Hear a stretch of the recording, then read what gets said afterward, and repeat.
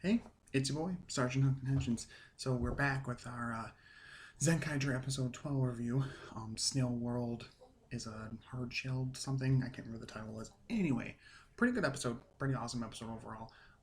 Like I said before, with the whole series, they have kept it straight on fire with the writing and the jokes and the characters and the action. Every episode is interesting and worth it, and this was no exception. This definitely hit out of the park with the comedy, and I'll get to that in a minute.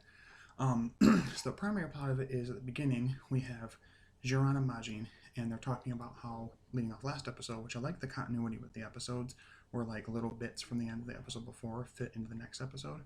But anyway, they're talking about how they don't trust the Gold Tweakers, Zox and Flint, and their brothers, just because they're pirates and they're kind of flighty here and there, and they take chances. They're not always careful with people, people's safety and all that.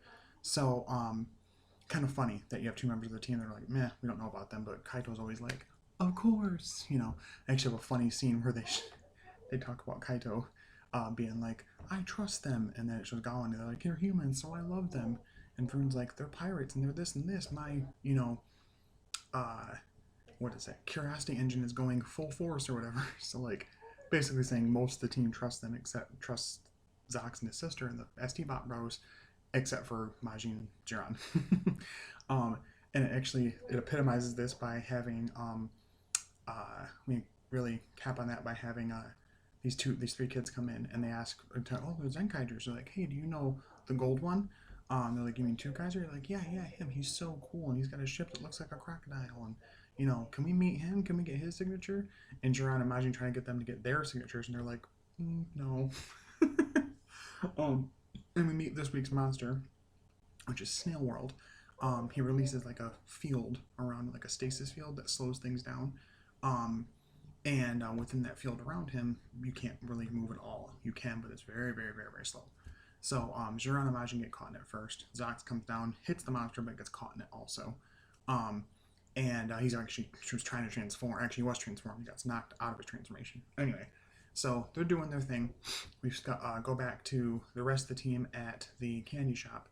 And Yachan, the grandma, actually talks to the ST Bros for a minute while everybody's arguing and stuff.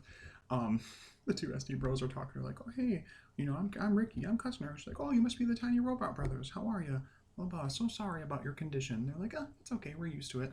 This little conversation happening while all this other stuff's going on. I just love it. Nice little fun moments like that. But they get word that Snail World is attacking, and so and that Zox is in trouble as well. And so they get there and they use the Turbo Ranger gear, which was the 13th Super Sentai season, and that speeds everybody up so they can get out of being slowed down. But it's interesting. It shows the whole team of the Turbo Rangers, and then a second Blue Ranger goes to Zox. There's a reason for that. I learned this. So in Turbo Ranger, apparently, I've not seen it yet. In Turbo Ranger, there was a second person that became the Blue Ranger after a while, for like an episode just to take over for once. I think, I don't know why, and that's what they did that's why Zox got that second Blue Ranger to go to him, like that spirit of that Blue Ranger over him, because there was no sixth Ranger, so that's what they did with that. So I thought that was a nice little touch to kind of add in, like, why is he getting a Blue Ranger on him instead of whatever the sixth would be. There was no sixth at that time. If I'm not mistaken, I think the whole concept of a sixth Ranger started with Zero Ranger. If I'm wrong, I'm wrong, but I think that's where it started and went from there, of having extra Rangers past the core 5. But anyways, they get broken out of it, and there's some really good back and forth with the team. They all transform together along with Zox, and you're like, oh shit, here we go. We're gonna get that team roll call. Here we go. And no, they try. It's really funny. They try to, and Zox, as soon as they transform, Kaito's sitting in their lineup, and he's like, not five, there's six of us. We six are. And Zox goes, don't count me in, and walks away from him in the middle of the roll call. And Zeron goes, well, get out of our lineup then. It's just really well put together. I love this show. So they do their roll call. Zox does his thing, and they're fighting Snail World. And I think Zox is the one to beat him, if I'm not mistaken, or a combination of both of them. Anyway, he has this, basically his shell was really hard to attack and like do any damage to. So they finally beat him. We get the monster version. also going on at the same time, we see the completion of Battle Caesar Robo, which is the Robo mecha for Stacy, for Staysazer. So he comes into it as well. Once the monster grows, he gets in there too. So he's fighting Zuragawan, which tries to fight Snail World at first before Battle Caesar Robo gets there. Breaks all their weapons because of the shell. And so he's fighting Stacy pretty much unarmed. And then Zox comes in, and Kaknar says to Flint, hey, let us join in. And you're like, really? You want to do it? He's like, yeah. And Zox is like, what are you talking about? He's like, I want to get into big trouble with you, bro. And so she created 2 gears for them. 2 little gears that if you flip them over, then it can do the, mecha version. So she must have messed with his gears to upgrade them. So I like that. And apparently from some rumors we got today on Twitter and stuff, it's possible she might be transforming at some point in August, possibly. Don't know if it's a one-time thing or if it's going to be she's truly a ranger or not, or a Zenkaiger or whatever, a Kaiser, I don't know. But anyway, we get the debut not only of Battle Caesar Robo, which is a really nice looking mecha, but also we get the debut of Tukayo Kutnar. So this is the entirely Shinkenger based robot. So its sword looks like the Rekka Daizanto from Shinkenger. And they fight. He's kicking the butt of Snail World. Finally able to break through the shell, because that's what happened. Like I said, other Robos, Yaragawan hit the sword, which was really his tail, and Gawan's claws on it, and didn't do any damage and broke the weapons. So, trying to see if there was other stuff here. I'm trying to look at some notes here. I think that's it. So yeah, he does his final attack, and actually, when he gets summoned at first to Kyle Kaknar, he creates make it. It's the thumbnail of this video, but he makes the symbol of the logo of Shinkenger. It's kind of cool. But he does his final attack, boom, destroys Snail World, and afterwards, Zuran, because earlier in the episode, Zuran had a conversation with Zox, because while they were slowed down, they could still talk normally somehow, and he's telling him the only reason that we kind of don't trust you is because you kind of, not only do you kind of put normal people in danger, but also your family is trying to help you and would like to be a bigger part of things, and you don't let them, and they would like to help you. Don't put them in danger, but I mean, they would like to be a bigger part of things. And Zox essentially retorts with, shut up, you don't know my family like I do, blah, blah, blah. I have to do it because I'm stronger than they are, which I hope will play into eventually Flint transforming, and him realizing that she's her own person, she can take care of herself, that whole kind of storyline with brothers and sisters, and just especially in Sentai, but definitely in narratives and storytelling in general. But yeah, at the end of the episode, he talks to him again. He pulls him aside. He's like, "Hey, Zox, blah blah blah," and he's talking to him about it. And essentially, Zox brushes him off again.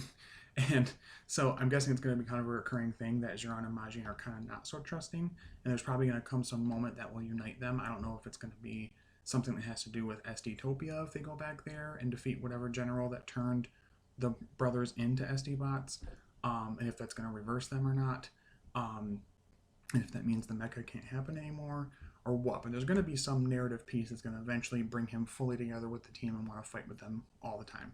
And I'm guessing they're going to start using his ship to travel between the worlds instead of just having the world come to the Zenkaiger's world, or the Zenkaiger's world, that they'll eventually be using the ship maybe to travel to other worlds or something like that. But yeah, overall, it was a really fun episode. Again, it's keeping high up on the comedy is super, super well written. All the jokes work pretty much. And it's funny because, at the surface level, yes, it's written for children, but they're doing a good thing where they're not writing down to kids, they're writing to kids. It's still funny, but it's not just lowbrow, hee-hee, poop-poop fart jokes. It's actually worthwhile humor that an adult watching or a parent watching go, okay. So I'm easy to please, and it's pretty when that comes to comedy in Sentai. So they're doing a good job with it. But narrative was really good. Storylines are doing all right. The fight choreography was great. Transformations were awesome. I love that they screwed with the roll call. That was really amazing. So yeah, I'd probably give this one a 10 out of 10. Another banger episode. Last episode was so-so, but not terrible. But I really liked this one. I think the next one, it sounded like I heard a musical cue of Kyoryuger. I don't know if they're getting a Kyoryuger world or if they're going to use the Kyoryuger gear. We haven't gotten that one announced in a set yet, but I definitely want it. Yeah, overall a really good episode. Tiny little thing to add on to the end of this. I know this having to do a lot with Zenkaiger, but some stuff just came out today of the day's recording. This is May 28th. Some rumors speculating that the next season of Rider not only will have 2 primary writers, which is interesting, almost kind of maybe double, sort of, but they even double, they were one person anyway. But not only that, but that it's possibly dinosaur themed, which is really funny because people have been calling for that for a while, and I just a few days ago saw a poster. They were The post said, you wake up and you're in charge of blah. And this one was, you wake up and you're in charge of Kamen Rider. What do you do? And I said, well, first, female main rider, clearly, but also do dinosaur theme. See what you can do with it. And now it's maybe happening. We don't know. This hasn't been confirmed at all. People also thought Build's name was Goofy and had no idea when it came out that it was going to be Rabbit, Tank, and all the other stuff with Build. So I'm excited for it. It's called, so far we know the title of it is Kamen Rider Revise. So people think maybe like revise is in like change up or like, you know, change or like add on to kind of a thing, like when you revise a story. Some people think maybe it'll be kind of an anniversary thing again, but it'd be odd since it was just done a few seasons ago with Geo. They could, I think they'll probably go more the route of like Zyuohger or Bokenger, where it's an anniversary season but not an anniversary season. You know, like it's not hinging on that like Decade or Gokaiger or Geo, but it still has like elements within it. I think is probably what they're going to go for, but nobody knows. No confirmation, just swirling kind of rumors and details. So yeah, so like I said, that's a kind of little bit of news I wanted to give along with the episode review. Hope you guys enjoyed the video. So hope you guys like the content. Share it, comment when you can. Even the dislikes I think are hilarious to see. I don't know why you dislike it, but I guess there's some people that didn't like some of the content, and that's okay. I'm fine. I can accept that. It means you're engaging, so it's okay. But sharing and liking, subscribing, I thank you guys all so much. We're at 100 and almost 80 subscribers, which is insanity to me because I just do it kind of for fun in my free time. But I enjoy you guys so much. Thank you guys so much for watching. Stay hooked on Henshin's, as always, with more of the finger guns thing I always do. I'm never going to give up. It's just the brand of the channel. Anyway, goodbye. See you later. Woo!